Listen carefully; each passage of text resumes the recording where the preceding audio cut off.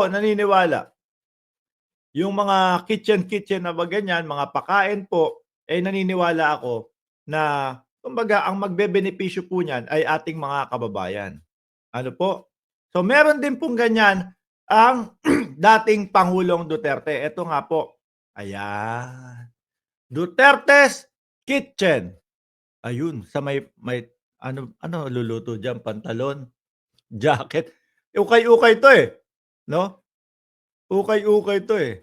At ay eto pala, yung Duterte's Kitchen. Oh, 'yan, nandiyan na daw po. Sabi ni, Janelle Van der Heijst, "Nag-like na ba ang lahat?"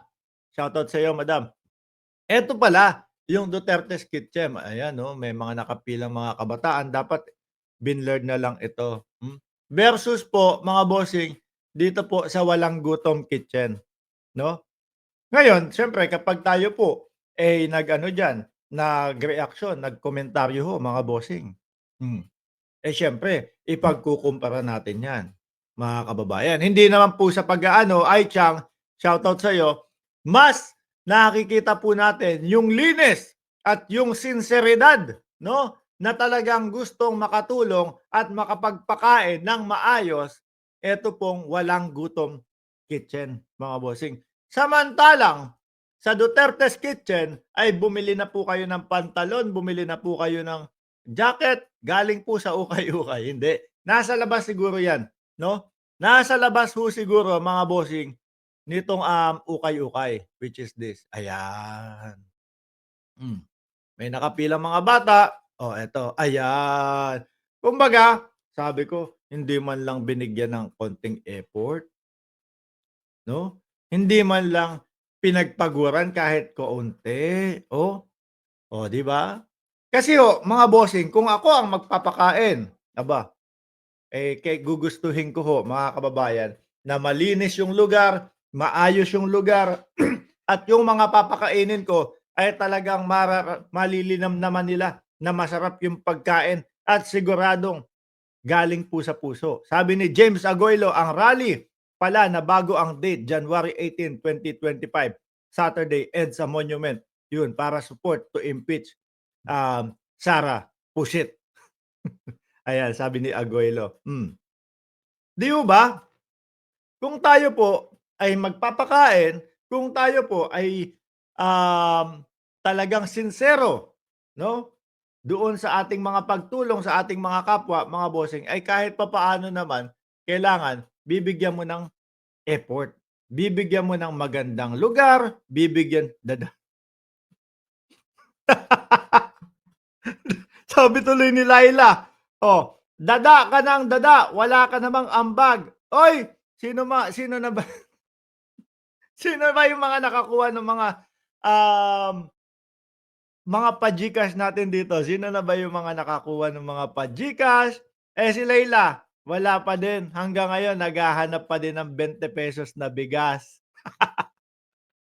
Sino na ba yung mga nakakuha, nakatanggap ng mga, um, kahit papaano yung mga t-shirt natin? Uy, saglit lang, etong YouTube na 'to, kung ikaw marunong ka tumingin sa ano, sa Social Blade, sasampal sa mukha nitong YouTube na 'to kung magkano yung tax na ibinabayad.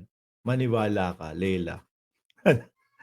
Sasabihin, "Ay, yung tax na binabayad pala nung Mark Ramos, eh, ano pa, um" 5 buwan ko palang pagtatrabahuhan o yung tax pala na binabayad nung Mark Ramos sa channel niya, ang mga 7 buwan hanggang 8 buwan ko palang ano, pagtatrabahuhan. Yun, hindi pa ba ambag yun? Oh, 'di ba? At least yung tax ko, eh, pumupunta sa taong bayan, pumupunta sa mga, infrastruktura, hindi kagaya nung mga Duterte, hindi maipaliwanag kung saan dinala yung tax ng bayan. Oh, 'wag mong pagsabihan si ano, 'wag mong pagsabihan si Inday Sara Duterte, 'no? Dahil ang kanyang hindi pagpapaliwanag doon sa kanyang, confidential funds, mananatili sa utak ng mamamayang Pilipino, 'no?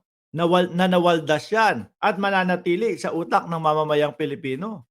Nanakaw 'yan, oh. Pasensya na po, mga kababayan, hangga't hindi po naipapaliwanag 'yan, gano'n po talaga ang tatatak sa utak ng mamamayang Pilipino. Hindi ako umaasa sa bigas. Naku, itsura mo, hindi umaasa sa bigas? Naunahan lang kita na sinabi kong, asa sa ₱20 na bigas kaya sinabi mo, hindi ka umaasa sa bigas, pero ang totoo, 'yan na yung susunod mong iko-comment, oh. Tignan mo naman yung pagkakaiba, Laila, Leal, tignan mo yung pagkakaiba, Duterte's Kitchen. Ang bantot-bantot nung lugar, oh. Tignan mo nga. Oh, ano yung pinapakain sa Duterte's Kitchen?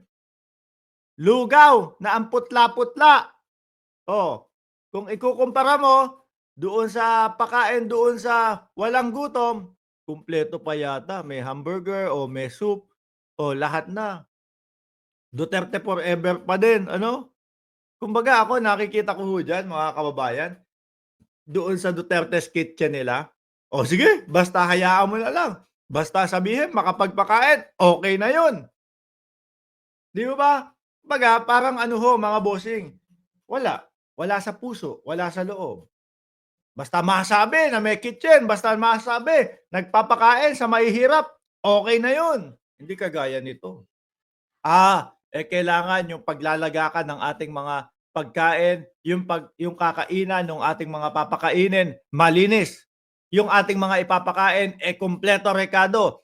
May mga soup, may gulay, o may manok.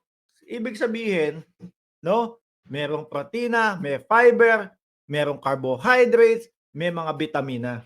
Eto, balik tayo dito. Tingnan mo nga, lugaw. Isa po sa senador na kilala ko, Motorkada, shoutout sa'yo. Isa po sa kilala ko mga bossing, 'no, na mahilig pong magpalugaw, si Bunggo. Oh, may tricycle pa yang pinagawa, may trike pang pinagawa yan si Bunggo. 'Di ba? 'Di ho ba? Oh, para dun sa kanyang palugaw. Oh, with samahan mo na, ng napakarami hong mga tarpaulin kay Bunggo. Kayo pagtatanggol niyo pa, oh. Halata naman na parang napilitan lang pong magpakain. Halata namang, masabi lang na merong pinakain kahit na walang sustansiya naman na makukuha diyan sa pagkain nila. Ano ho, o yan mahilig kayong mamumolitika, so babalik sa inyo ang inyong mga pamumulitika, 'no? With matching kumpletong, um, ano tawag diyan? With matching kumpletong mga litrato at mga ebidensya po.